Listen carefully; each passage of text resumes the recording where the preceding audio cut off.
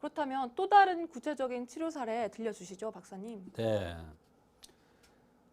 이번에는 몸이 찬 것을 좋게 해주는 오적산을 투여한 후에 불면증이 치료되었던 경우가 되겠습니다.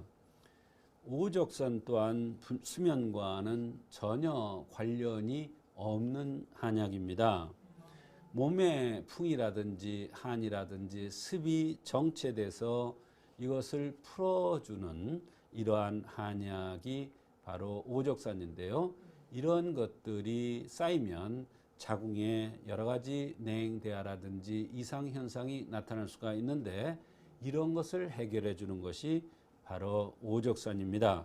그래서 자궁이 차기 때문에 순환이 안 돼서 여러 가지 증상들이 동반될 때 쓰는 처방이 바로 오적산이 되겠습니다. 그런데 어떻게 오적산을 먹고 치료가 된 건가요? 네. 이분은 이제 41세 여성이었는데요. 잠을 못 자는 것이 4년이나 되었답니다. 기분 나쁜 꿈을 많이 꾸고 잠이 안 와서 공부나 해보자고 법학 공부를 시작을 했답니다. 잠이 안 오니까 법학 공부를 시작을 한 겁니다.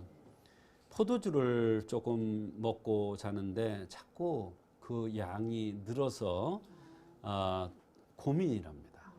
또 수면제를 복용해도 개운치가 않다고 호소를 했는데 오적산을 가미해서 투여 후 처음 약을 먹고 2일이 지난 후부터 잠을 잘 자기 시작을 했답니다. 어떤 날은 너무나 잠이 달콤하고 좋아서 14시간을 잔 적도 있고 전에는 낮잠을 전혀 못 잤었는데 낮잠까지 잔 적이 있는데 이 한약을 복용하기 전에는 상상을 못할 그러한 일들이 벌어진 것입니다. 그런데 다 치료됐다고 생각하고 약을 끊어보니까 다시 얼마 안 있어서 잠이 안 오기 시작을 했다랍니다. 사실 한약이라는 것은 임시치료약은 아닙니다. 그러나 병이 완전히 치료될 때까지 어느 정도는 투여해야 재발을 하지 않는 것인데 이 여성은 조금 먹고 다 치료된 것 같으니까 의사의 지시를 어기고 바로 끊어버린 것입니다. 그래서 다시 잠이 안 오기 시작한 것이랍니다. 그래도 전보다 잠을 잘 때는 그 상태가 훨씬 편안하고 꿈도 훨씬 예쁜 꿈을 꾸고 피로가 훨씬 덜하면서 가슴 두근거림도 없어졌고 소변도 시원하게 잘 본다고 했습니다. 한약을 한 제밖에 들지 않아서 한약이 충분하지 않아서 다시 증상들이 솔솔 나타나려 했던 것입니다. 네, 수면제를 먹고 잔 다음 날이면 정말 두통도 있고 몸도 개운하지가 않은데요. 그런데 한약 한 제를 먹었더니 잠도 잘 오고 수면의 질까지 높아졌다고 하니까 정말 신기한데요, 박사님. 그렇습니다. 사실 저도 이렇게 빨리 효과가 나리라고는 생각하지 못했습니다.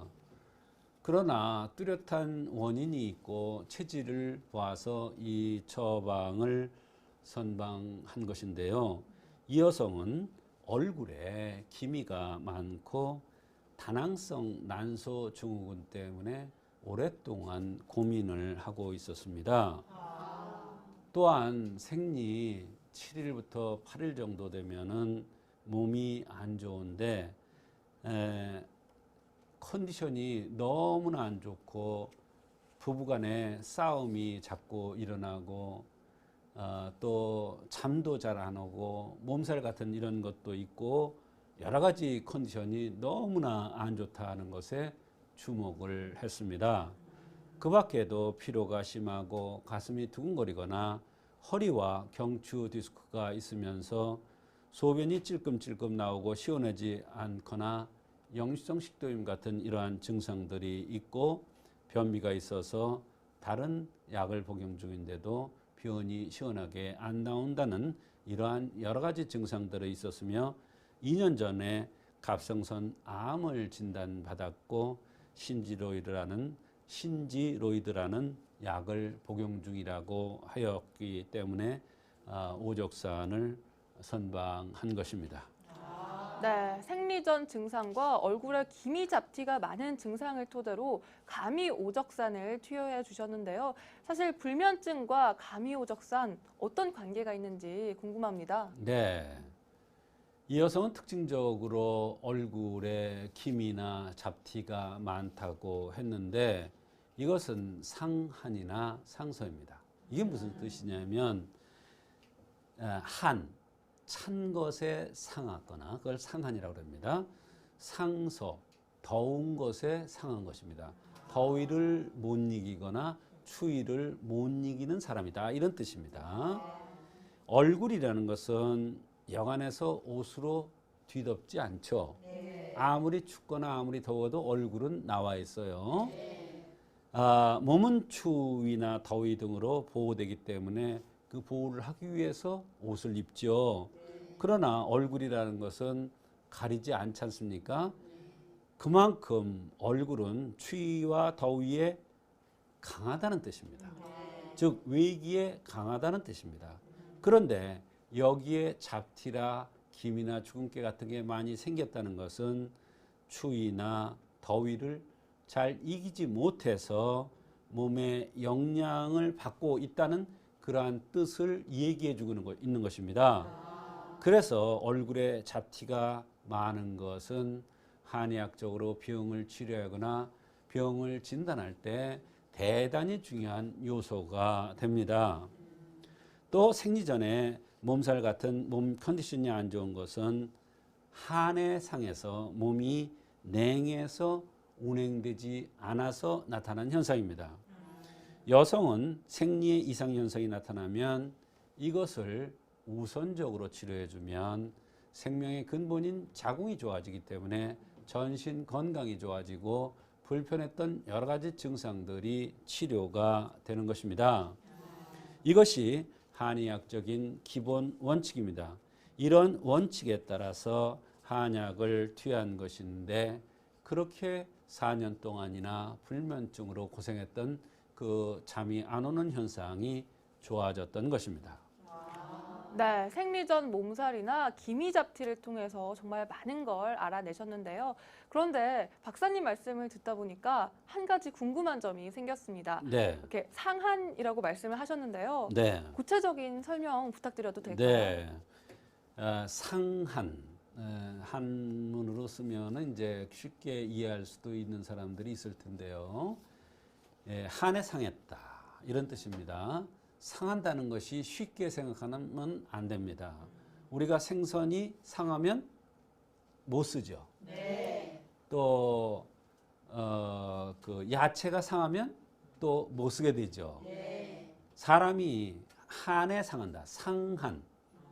한에 몸이 어떤 이상이 왔다. 몸을 상했다. 이런 뜻입니다.